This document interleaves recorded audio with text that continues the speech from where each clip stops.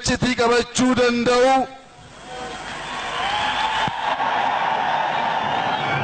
waliif obsuu wal gorsuu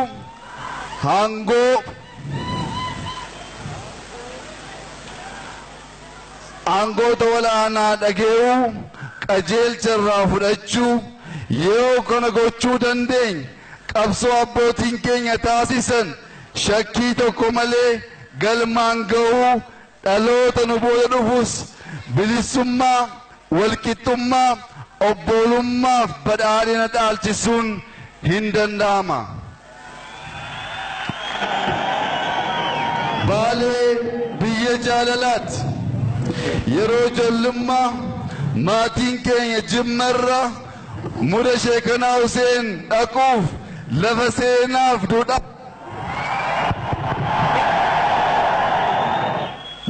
seenaaf duudhaa tana dhufanii galan gaarummaa jaalalaaf gootummaa ummata Baalee guyyaa guyyaan dubbatu turan.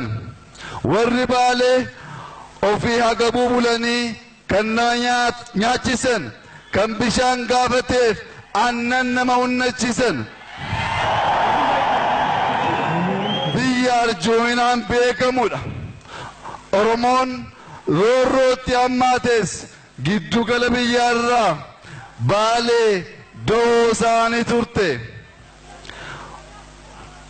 Walabuu dacheen burqaa gootota har'as ummata gootaaf qarreewwanii rakkinaaf hin jilbeeffanne haqa ofii kabachiisuuf kan of duuba hin deebine qabdi.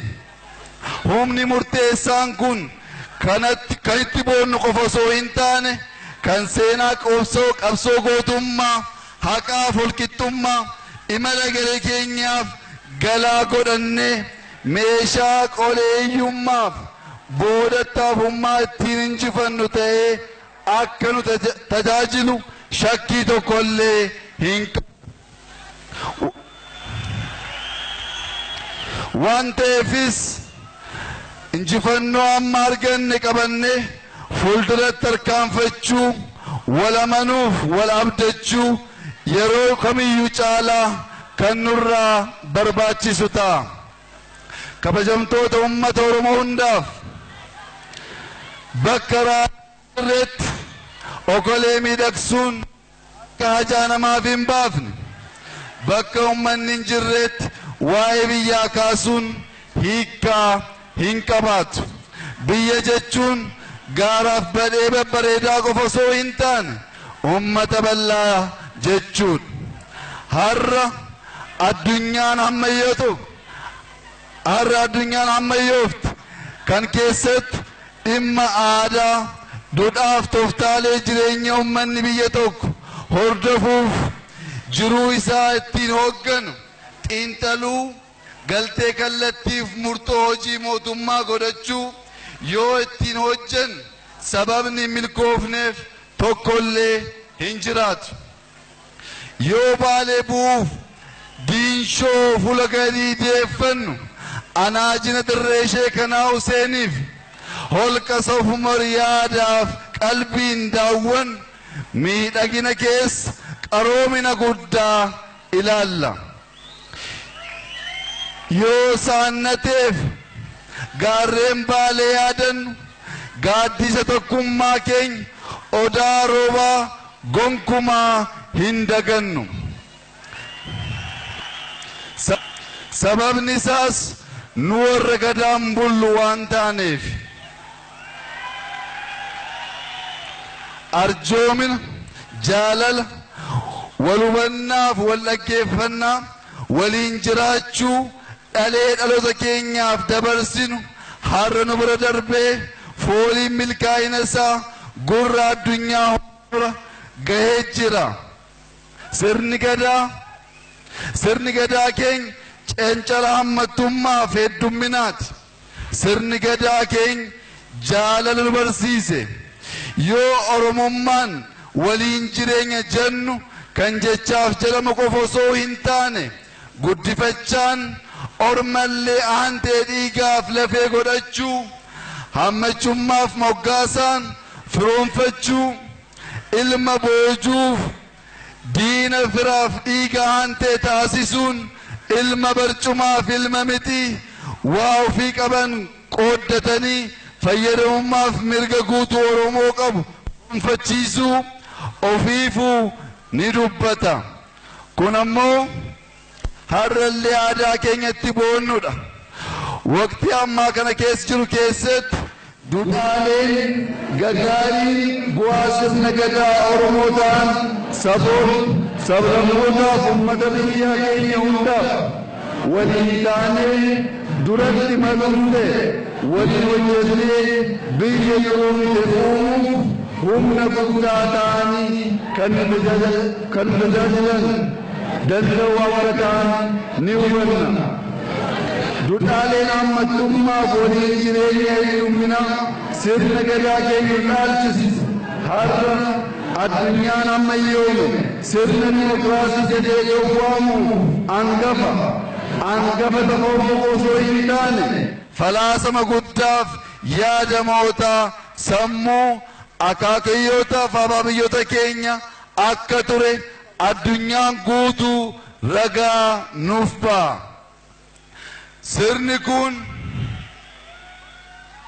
Sirni kun duudhaaleef qajeeltowwan hedduu sirna bulchiisaa ammayyaa of keessatti hin qabaannellee kan keessummeessu akka ta'e hayyoonni amma reefu ifatti baasaa jiru. Kanaafuu nuti akka uummata Oromootti hammattummaa kan barumsaan arganne osoo hin taane kan dhaalle waan ta'eef har'as sona kana gabbifannee hojiirra oolchuuf dhalootaaf dhaalchisuun tokkummaa Itoophiyaattiin ijaarruuf akka itti gargaaramnu imaanaa guddaa waliin isin gaafachuu barbaada. Kabajamtoota hirmaatota sagantaa kana gootichi Koloneel Huseen Bunee bara cunqursaan uummata keenya irratti hammaatee diinni uummata Oromoo nan fixa jedhee dhaadate bosona da'oo godhatee humna gurmeesse qabatee diina jilbeenfachiisee dhukaasnee maddisiifne ajjeesne agarsiifne jechuudhaan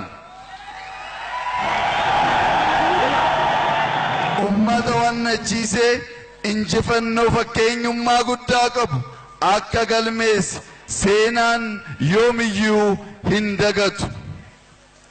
Dhaloonni har'aa dhaloota caroome wanti jennu kanaaf daandiin qabsoo gootota keenya imala nuuf tolche obsi lammii keenya galaa barbaannu biraan nu ga'e duudhaaleen aadaa keenya mariin karaa akka gabaabsu nu barsiisanii jiru. Har'as yoo ta'e waan hawwinuuf argachuu barbaannu hundi karaa walqixxaateef mijatawaa qofaan milkaa'uu hin danda'u. Kallattii addunyaa hundatti dhiyeenni tolaan argamu hin jiraatu. Milkaa'inni qabsoo rago hundaan fiixaan ba'uu kan danda'u yaadamootaa burqisiisuu ammayyummaan yaaduu waan yaadan katabuu mari'achuuf mariisisuudhaan yaadrimee waliin qopheessuuf tarsiimoo raawwii ta'e akka tajaajilu gochuu ni gaafata. Gama biraatiin immoo dandeettii gahumsa humna ijaarame yeroof aarsaa hedduu kan barbaadu waa ta'eef humna keenya guutuu ijaaruuf obsa guddaaf xiiqiin halkanii guyyaa hojjechuu akka gaafatu hubatamuu ni qaba. Imalli irra jirru gama tokkoon karaa ijaarameen socho'uudhaan humna gahaa horataa deemuu kan gaafatu yommuu ta'u, gama biraatiin immoo qaamni hundinuu ergama fudhatee amantaa guutuudhaan raawwachuuf kaayyoo waliiniif abboomamuu kan barbaadudha. Kana jechuun heddumminni yaadaaf ilaalchaa hin jiru jechuu miti. Heddumminni ilaalchaaf siyaasaa akka eegametti ta'ee dhimmoota bu'uura faayidaaf dantaa uummata keenya mirkaneessan irratti waliigallee hojjechuun baay'ee barbaachisaaf murteessaadha. Oromummaan walii galan alaa galan nu barsiise waan ta'eef akka aadaa Oromootti kennata nyaachuun salphachuudha. Biyya jaallannuuf hawwi nu tana argachuuf meeqatu maqaa itti dhabe. Kichuu kumaatamaan lakkaa'amutu karaa irratti hafe.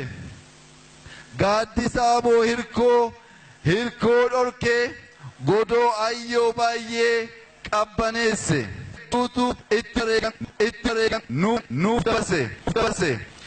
Dirqama seera uumamaa ta'ee dhaloonni walharkaa fuudhiinsa ergama biyya ijaaruuf itti fufsiisuu nu keessummeessa. Quxusuun isa kaleessaa hangafti hojjete irra dhaabbatee fageessee ilaaluudhaan tarkaanfatee yoo milkeesse eebba bara baraati. Kan hawwinu milkeessuudhaaf hojjennus kanumadha. Boqonnaa malee hojjechuudhaan kan baraaramu danda'u waan ta'eefis hojii dhabdummaa hambisuu dargaggeessa keenya biyya kana keessatti abdii egeree akka qabaatu gochuu hojii keenya isa duraaf hangafa akka ta'e irra deebi'ee qeerroowwan keenyaaf mirkaneessuun barbaada.